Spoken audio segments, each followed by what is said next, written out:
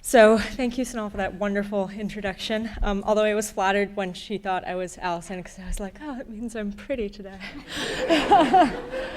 That's great. Anyway, so as Sonal mentioned, I graduated from the college in 2010 with a degree in the very useful social anthropology. So you might be wondering how I came up with a technical product, which is by drawing on experience, which I think is the greatest teacher. So it's always a surprise what comes up on the slides, so I use a different presentation every time. All right, so here are a couple product shots, and that's me and my lovely business partner, Jessica. We were classmates here, and we're classmates again at the B School across the river. So when I talk about experience, for me, I did a lot of my research during my undergraduate years in East Africa. I lived in a Maasai community for a little while. So I came back my junior year looking for opportunities to continue learning about a part of the world that really interested me. And the best way to do that is by getting money. So I signed up for a class where they were issuing grants, and that was in the engineering department. It was an engineering class for non-engineers. I don't know if they still teach it, but it's called the Idea of Idea Translation, Art and Science, David Edwards.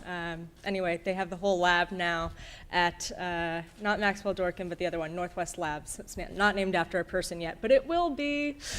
Anyway.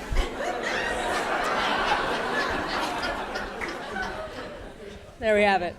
So we spent a lot of time up there for this class. I was in a group with 4 girls. None of us were engineers, but we did all have this core experience in developing communities.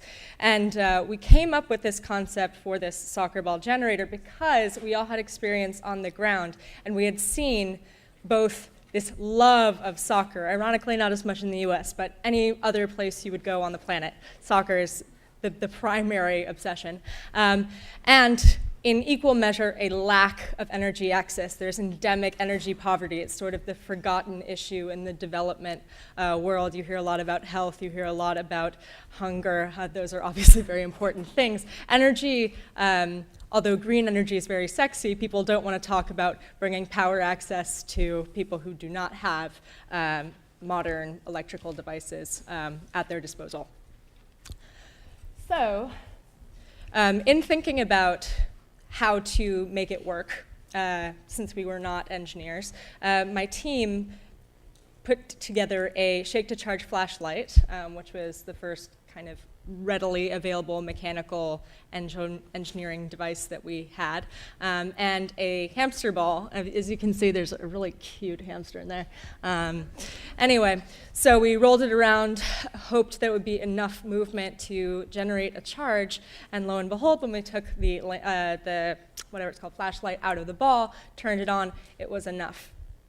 So then we went to our peers in the engineering department and said, listen, we have this really cool hamster ball, but we want to do something slightly cooler by making it maybe into something you could play with, a soccer ball. And they said, this is impossible. And we said, but look at our hamster ball, it works. And they said, no, it's impossible because it won't create enough energy. And again, this is where I take us back, not to expertise, which I tend to think of as something you learn in a classroom, but to experience, which is something you learn when you're in the real world, which I had learned when I was, with the Maasai, or, on the walk from across the river. That's what builds character when it's really cold out. Almost swore, but I didn't. Anyway, so we kept on working because we knew that the engineers we had talked to, their understanding of what enough was very different from ours. And that experience told us that the difference between nothing and something was enough. We're not worried about powering every single device we have. We don't want to power an aircraft carrier. We just want something. So we took that inspiration with us, and we had a normal soccer ball. We popped another shake-to-chart flashlight in it, and we took it to the World Cup in South Africa and had kids pilot it. They loved it. It was really pretty, but not very functional. And so we went and improved from there. Anyway, As you can see, many iterations. And this is where, I guess, my big takeaway message is, you don't have to be an expert, but you have to become the expert. So I didn't know a lot about engineering, but by God did I search Google about it. It's amazing. If you go into a meeting with an engineer you're contracting, they're like, I have 7 years and 20 degrees. And you're like, I looked on Google. And guess what I found? Anyway. Sad but true, anyway. For all of those with Harvard degrees in the room, it's democratizing intelligence now, which is great. Anyway, so we took this various iterations of the ball, and now we're actually mass manufacturing, and we've been piloting, because again, however much expertise you have, experience will teach you more.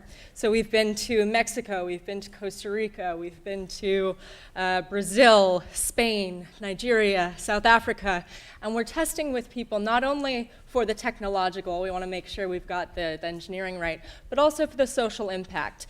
How much are they using this ball? You know, what are they using it for?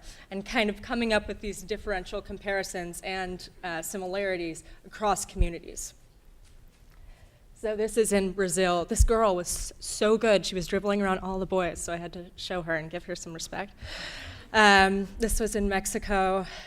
These girls are in South Africa. We try to combine our distribution of the ball. We partner with NGOs in communities on the ground, because it doesn't make sense for us to have distribution networks every single place we go. We go too many places.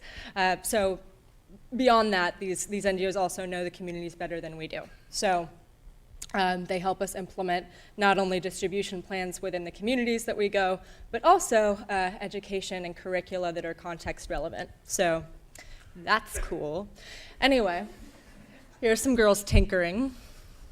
And this slide was to remind me, again, in case I had forgotten, that while we spend a lot of time in the classroom, and while that is very important in building a foundation, we do need to consider everywhere we go a classroom. And I think in terms of thinking about your career, this is just our team. Aren't we cute? Anyway. So no matter where we, I knew this would be good because they're college students and you guys love alcohol jokes. So no matter where you go, you have to consider it another classroom. And I have to totally agree with what Heidi was saying in terms of being able to learn and develop core skills in the private sector is something I strongly support. And I think that for a lot of people coming out of college, myself included, it seemed like it was stooping in some way because I really wanted to be kind of a crusader for the public sector, but it's not. You can actually be very active in the private sector and contribute meaningfully because you're A, building your skills, B, you're getting experience, C, you're working for someone. It's so important to work for someone before you learn how to productively manage yourself. At any rate, so stay engaged, stay thirsty, and no matter where you end up, regardless if it's in the public sector, in the private sector, working toward change, keep learning.